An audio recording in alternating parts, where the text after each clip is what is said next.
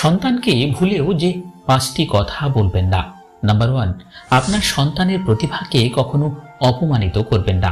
শিশুরা নিজের ছোট প্রচেষ্টাতেও মা বাবার প্রশংসা প্রত্যাশা করে।